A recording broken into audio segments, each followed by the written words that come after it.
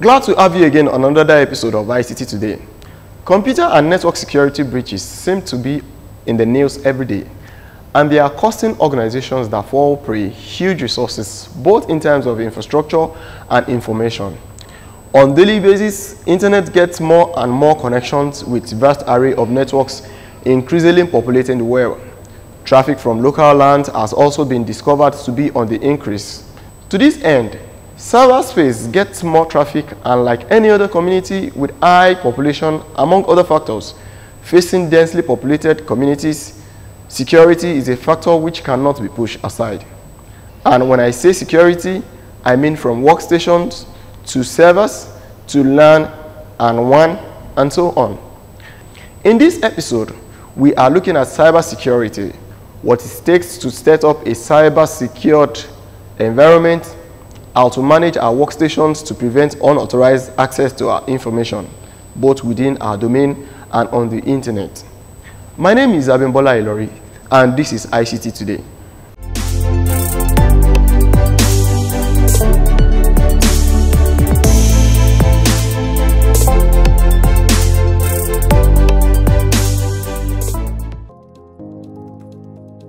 Cybersecurity.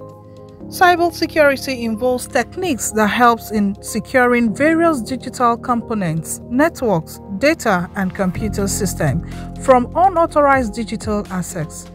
To implement this, there are multiple ways to go about it, which is a function of your LAN and WAN connection and your vulnerability to attacks. Cybersecurity is a process of protecting computer systems, networks, and devices from attack. Now, it doesn't just stop at protecting, because the end result of an attack is harm has been done. So there's also need for recovery. So cybersecurity includes the protection, and if there is now an attack, there should be a recovery. So it covers both protection and recovery. You understand? For any attack that has been done, or to protect against attack on systems. But the core of every system is information. Cyber attack can be divided into several categories, but we will be treating a few of them in this episode. Denial of service attack. This happens when authorized users are unable to access digital components, networks, data, and computer systems due to actions of malicious cyber threat actor. Phishing attack. This is a social engineering attack regularly used to steal users' data, which may include login credentials and credit card information. The attacker masquerades using trusted entities to dupe victims into revealing confidential information by tricking them to click malicious link, install malware to reveal sensitive information. Password attack. This is an attempt by an unauthorized person trying to crack a victim's password. Man-in-the-middle attack. This happens when an attacker intercepts, sends, and receives data meant for someone else with the intention of using the intercepted data for personal gain. In all of this attack, the victims might have little or no knowledge of the happenings. When we're considering cyber attacks, but without an attack, we cannot even be considering cyber security, because cyber attacks are the ones that actually led us to cyber security. There are a number of cyber attacks. I'll just like to mention a few of them. Wow. The one that is, let me start from the one that is common, and that is phishing. Phishing attack. Now, phishing attack as a sound is somebody trying to get information from a trusted source, through a trusted source that can now be used to now gain a trusted access into your network. Now, what do I mean? Somebody sends you a mail pretending to be another member of staff, requesting for information that they are not supposed to get. Now that information now could be, okay, I need you to help me reset my password because my password has expired. Now you reset another user's password which they are pretending to be, and you send it to them based on trust. They automatically be able to get the login detail of another user. They can now use that login detail to log into the system as a bona fide member of the staff of that organization. By that, they can now get information that they are not supposed to get. That is phishing, denial of service attack. Now, how does this happen? This happens sometimes or majorly if there is a competitor. So if you have a business running and you have a competitor or you have an adversary, they can overcloud or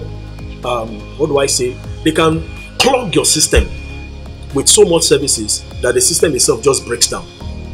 So how does it happen? Now let's consider that, okay, the system is your system is a service delivery or a service request. So they create a system in which request is being generated automatically with an automated system. So the request is now sent at a speed that your service cannot handle.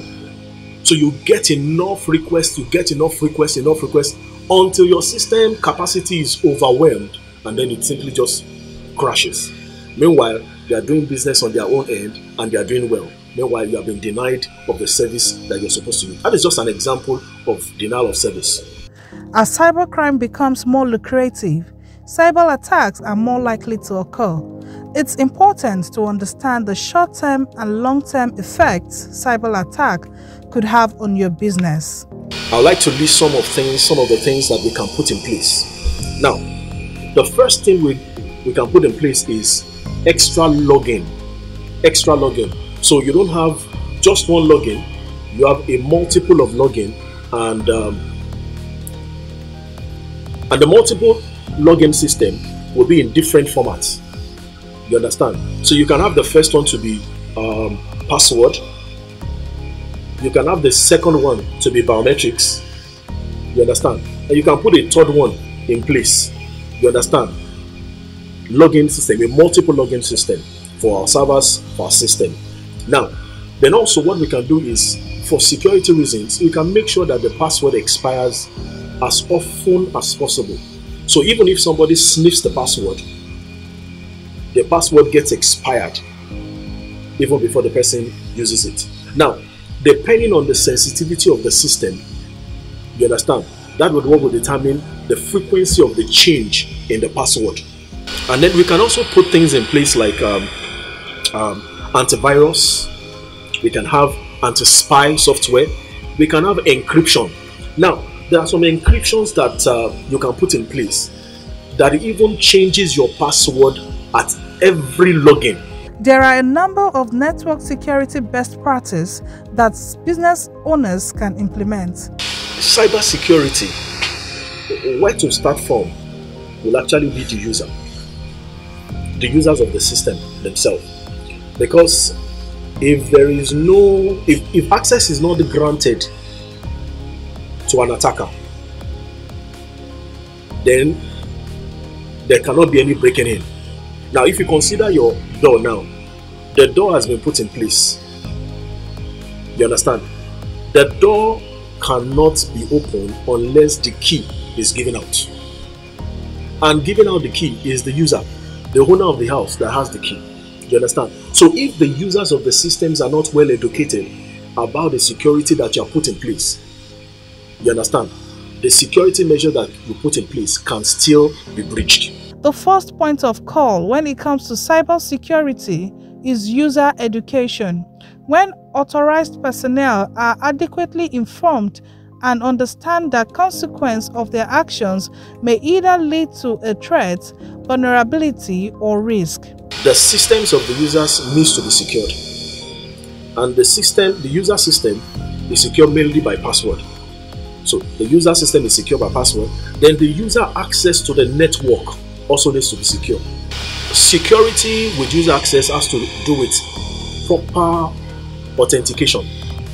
you understand, to authenticate that the user has the authorization and the right to actually access the system itself. Now, if the user can access the system or has authorization to access the system, now the connectivity of the user to the network, you understand, and also the network also sending information to the user. So the next level that we would like to go to, or that we should go to, will now be securing the network itself. Now we can consider now VPN, making sure that the network over the internet is a virtual private network. The next thing you can also do now is you put a firewall in place.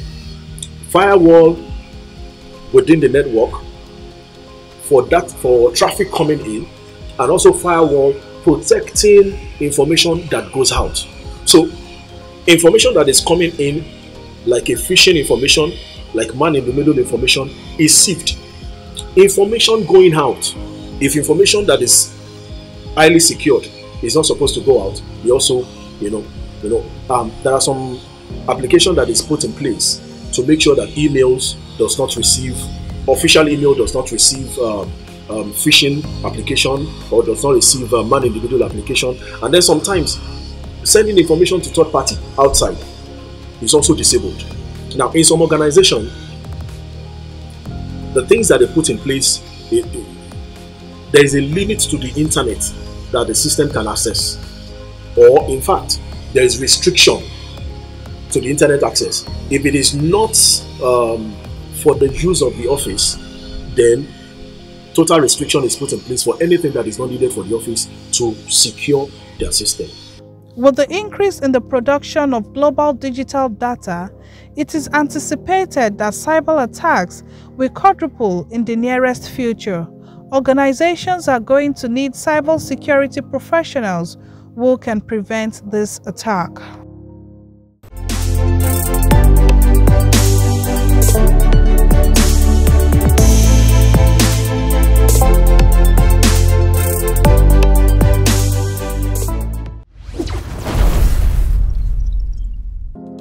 On Tech News this week, ICT technology, a door of job creation, Oshibajo says.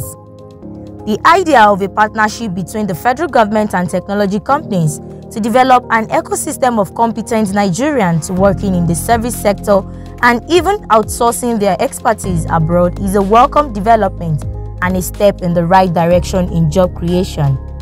This was made known in a virtual courtesy call from Huawei Nigeria, led by Huawei new CEO Trevor Liu recently. Vice President Yemi Oshibajo stated that Huawei and the federal government should work as partners, not just a business relationship, but a relationship that also takes employment into account, especially with our young population. He acknowledged the work Huawei had done in the past with training of Nigerians, but reiterated the need for employment opportunities that go beyond capacity building. Professor Oshibajo explained that every other technology company does training programs, but that is not what he is looking for. I am looking at something that shows Huawei wants to be a partner with Nigeria, working together as a corporate organization that sees itself as a part of Nigeria's future, he said. And on that note, we conclude this episode of ICT Today. Kindly download our new mobile app and follow us on all our social media platforms. You can watch us live on our website www.ogtv.com.ng/live. Also, subscribe to our YouTube channel and click on notification button to get notified on new updates. Until next time when I return with another episode, my name is Abimbola Ilori. If it is digital, it is part of ICT.